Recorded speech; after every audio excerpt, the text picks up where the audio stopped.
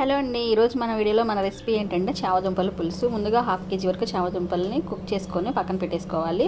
ఇలా కట్ చేసుకోవాలి. చామదుంపలు, ఆనియన్, పచ్చిమిర్చి, టమాటో కట్ చేసుకొని పక్కన పెట్టేసుకోవాలి. నెక్స్ట్ మనం కర్రీ వండుకునే పాట్ పెట్టుకొని దానిలో కొంచెం ఆయిల్ వేసుకోవాలి. ఆయిల్ బాగా హీట్ వచ్చిన తర్వాత ఎండుమిర్చి, తాలింపు గింజలు వేసుకోవాలి. ఇది కొంచెం ఫ్రై అయిపోయిన తర్వాత ఆనియన్ అండ్ పచ్చిమిర్చి వేసుకోవాలి. ఆనియన్, పచ్చిమిర్చి బాగా ఫ్రై అవ్వాలన్నమాట. ఈ ఫ్రై అవుతేనే మన గ్రేవీ అనేది మంచి సూపర్ టేస్టీగా ఉంటుంది. మంచిగా ఫ్రై అయిపోయిన తర్వాత కొంచెం కరివేపాకు వేసుకోవాలి. కరివేపాకు కూడా ఎగిపోయిన తర్వాత టమాటా వేసుకోవాలి. టమాటా బాగా మగ్గించుకోవాలి.